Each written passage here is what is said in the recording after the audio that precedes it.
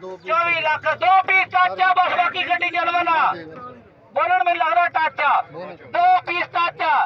24 लाख रुपया 24 21 model कल्टर VXL 24 lakh रुपया 24 हाँ जी 25 लाख रुपया हो गया 25 लाख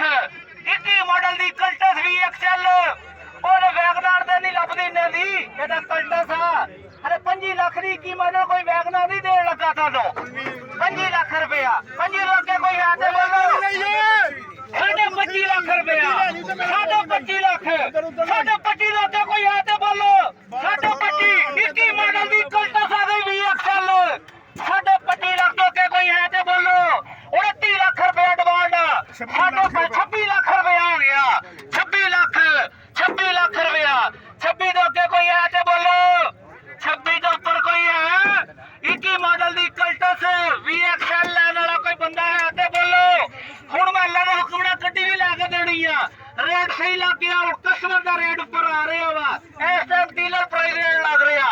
21 मॉडल दी कल्टस 26 लाख रुपया लग गया 2 तो 3 पीस गड्डी दा टच आ एक मेरे विच बोनट भी टच आ 26 लाख रुपया 26 लाख तक कोई है ते बोलो 26 भावना मुला दे पियाना 26 लाख रुपया 26 लाख गया 26 दो के कोई है बोलो 21 मॉडल दी कल्टस 29 लाख रुपया डिमांड आ लो फड़ो 26 लाख 28.5 ते आ गए मालक 26 लाख तो ऊपर बढ़ो 26 लाख रुपया लग गया 26 दो के कोई है ते बोलो 21 मॉडल दी कल्टस 29 लाख रुपया डिमांड थी 28.5 ते मालक आ गए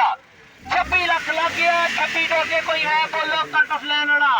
2-3 पीस चाचा गड्डी दे गड्डी बड़ी साफ साउंडलेस 21 मॉडल दी 26 लाख रुपया लग गया 26 दो के कोई है बोलो 21 मॉडल दी कल्टस 28.5 ते मालक आ गए 28.5 लाख रुपए ते आ गए 29 डिमांड कर रहे थी कंप्रेसर भी चेंज कर रहे हैं 26 लाख रुपया 26 ते अरे भाई समान 26 लाख रुपए नहीं दे रहे हो और की लाख दसो 28 लाख ते आ गए मालक 28 ते 26 के ऊपर कोई है तो बोलो 26 तो ऊपर कोई है ओके लेनी है गड्डी दस हाँ बोनट टाचा का ਉਹੀ 2 पीस है सीना भी लगियां हुई देसी बोनट पाया हाँ जी बोनट टाचा 26 लाख तो के कोई है नहीं आ लो जी कोई थोड़ा देर बना ला फिर दिंदे